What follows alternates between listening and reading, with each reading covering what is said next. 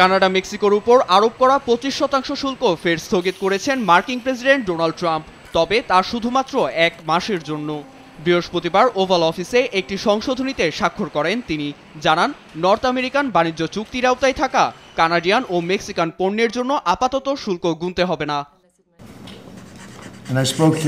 তবে যুক্তরাষ্ট্রের 2 বড় বাণিজ্য অংশীদারদের দেয়া ট্রাম্পের ছাড়ের মেয়াদ শেষ হবে 2 এপ্রিল। এরপর বিশ্বজুড়ে সব মার্কিন বাণিজ্য অংশীদারদের পণ্যে পাল্টাপাল্টি শুল্ক আরোপের হুমকি দেন তিনি, যেখানে ভারত ও চীনের কথাও উল্লেখ করেন মার্কিন প্রেসিডেন্ট। মেক্সিকান প্রেসিডেন্টের সঙ্গে কথা বলেছি, শুল্ক সহ তাদের বিভিন্ন সমস্যা সমাধানে সাহায্য করেছি আমরা। সম্প্রতি মাদক চোরাচালান ঠেকাতে কঠোরভাবে কাজ করে যাচ্ছে তারা। এই অপরাধ রুখে দিতে আমরা একজোট হয়ে কাজ করছি।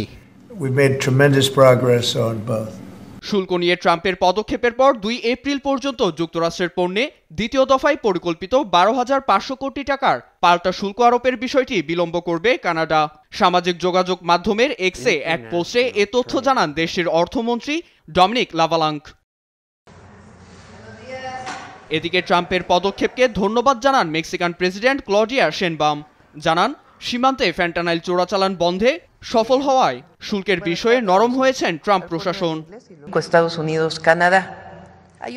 শুল্ক নিয়ে আমরা একটি ইতিবাচক আলোচনা করেছি। ইউএসএমসি এ চুক্তির আওতায় তারা আমাদের পণ্যে 1 মাসের জন্য শুল্ক আরোপ থেকে বিরত থাকবে।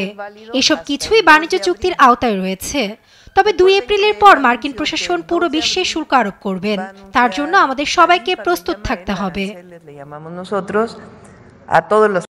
মূলত সীমান্তে অনুপ্রবেশ ও মাদক চোরাচালান বন্ধে কানাডা মেক্সিকোকে কঠোর করতেই শুল্ক আরোপ করেছিলেন মার্কিন প্রেসিডেন্ট ডোনাল্ড ট্রাম্প। তবে এবার এপ্রিলে পুরো বিশ্বে শুল্ক আরোপ করে ট্রাম্প একটি বাণিজ্য যুদ্ধের দিকে অগ্রসর হচ্ছে বলেই মত বিশ্লেষকদের।